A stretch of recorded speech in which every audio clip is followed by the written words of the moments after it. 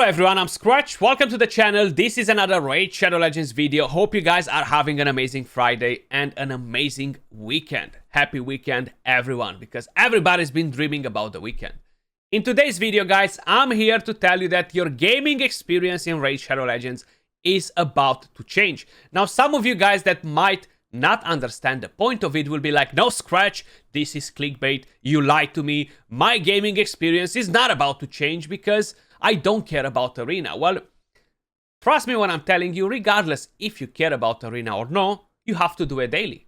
Daily quests, you have advanced quests, you have monthly quests, you have the Great Hall. So regardless, you need to do Arena, so your gaming experience will change. Now, a few days ago, we made a video talking about the new 7-day login champion, Sun Wukong or Sun Wukong. I can't really pronounce the name properly, but I'm working on it.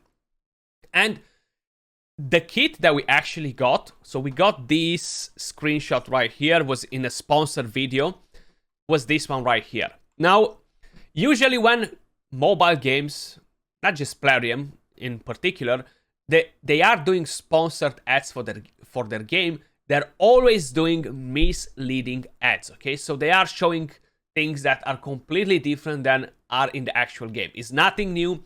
Every single mobile game out there is doing it. And I've seen so many ads from Raid as well that shows you, I don't know, champions eating ancient shards and transforming into a different champion. And so many crazy ads, you're not gonna believe it. But basically, they started promoting the 7-day login champion on different YouTube channels, and they gave them this kit right here.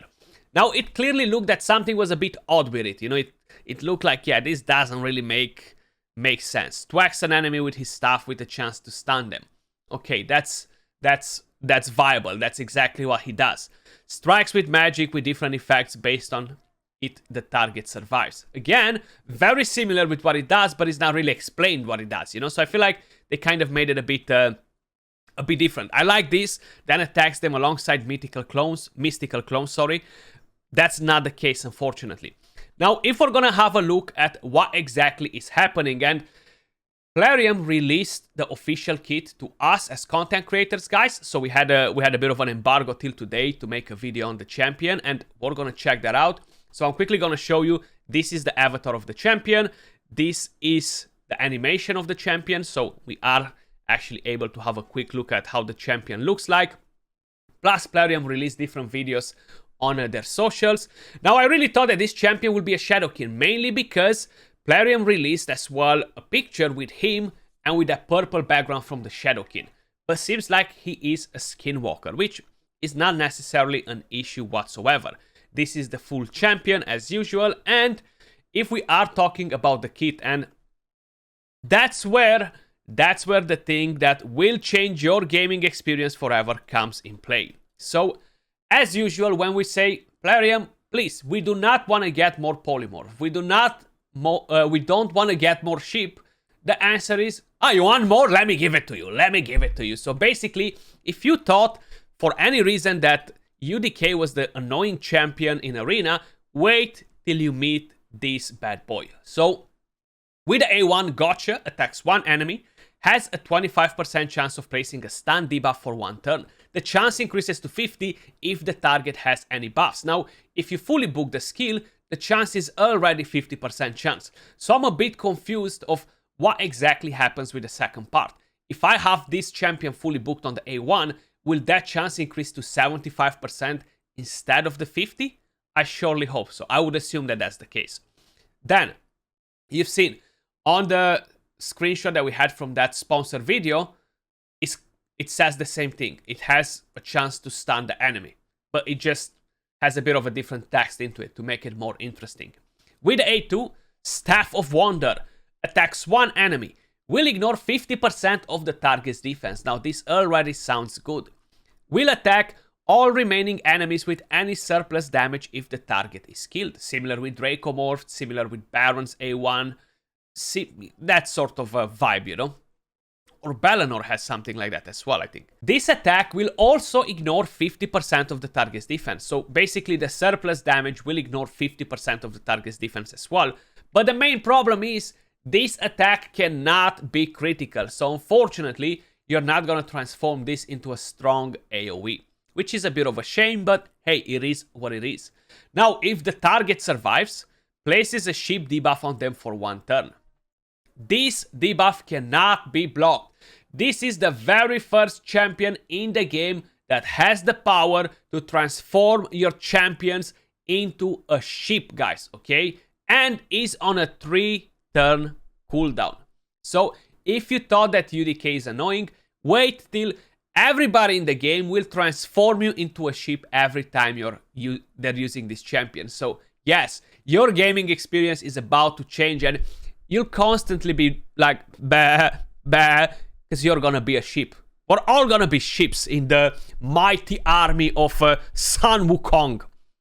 Now, what I like about this part here is that he ignores defense. You're getting 30% extra damage from books, and it does have the potential to be something very, very strong for endgame too.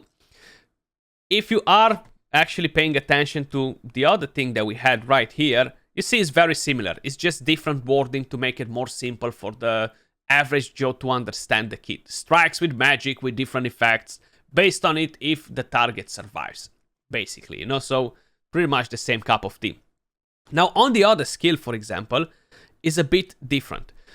Now you see us, that is the A3. Attacks all enemies, before attacking steals all buffs from all enemies, and then places a block buffs debuff on them for 2 turns. And this as well, fully booked, will be on a 3-turn cooldown.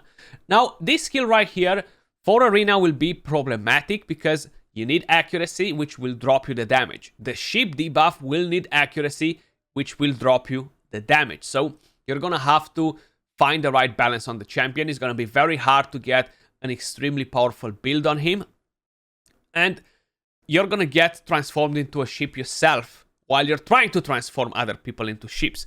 And the A3 is a great skill for Hydra. So attacks all enemies before attacking, steals all buffs, block buffs on a 3-turn cooldown is great, right? Like, he can put some work in there. The only problem is nothing else in the kit really makes much sense. Now, I do think you can use this champion, for example, on the lower difficulties of Hydra.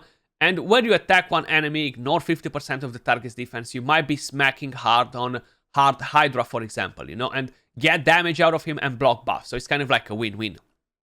The passive revives this champion with 100% HP, 100% turn meter, 3 turns after they were killed. So it's a bit like, seriously, it has no cooldown, so it can constantly come on and on, but it's 3 turns after they were killed. 3 turns for who?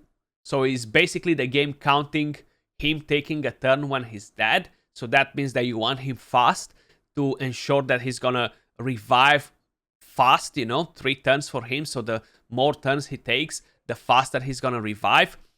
If no, basically you just have a reviver in your team that revives every 4 turns, and you're constantly gonna bring this champion up before his passive actually gets to work, which is a bit irrelevant. It would have been better if was revives this champion with 50% HP and maximum turn meter every 2 turns. You know, so basically, as soon as he comes back, he takes a turn, regardless of how much turn meter the other enemies have. If it's only 100% turn meter, it's very likely that the enemy will take a turn before you if they are faster, if they have more turn meter accumulated, you know? So you can just come back to life and instantly die, and again, wait 3 turns for you to revive. So I'm not a fan of the passive, honestly. Just all around, I don't know what to say about it. The aura increases ally speed in arena battles by 28%. So this is a very, very good aura for arena, especially for people that don't have Arbiter, don't have Kaimar, Lord Shazar, or champions that will give you a better speed aura. I think the only champion in the game that has a similar thing with him is Astrolith, if I'm not mistaken. I think she has 28% as well. But basically, this is the kit for the new 7-day login champion. You can see how many books you need. So we need a total of 11 books. And let me know your thoughts in the comments down below. Are you excited about the kit? Yes, I think the A2 can be nice. I hate that you can actually land ship with a champion now. I hope that never comes on any other champion in the game because nobody likes the ship debuff. And my main issue with his kit all around is that his passive doesn't really make sense. His passive won't really be as helpful. Then you need accuracy.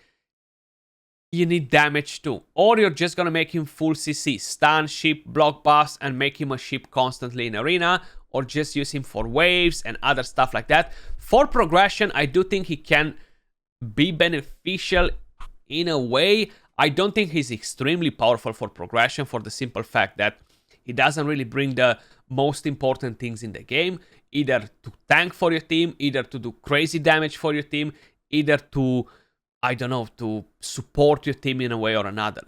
He doesn't bring a lot of crowd control debuffs either because they're single target. So I'm not necessarily as wow, you know.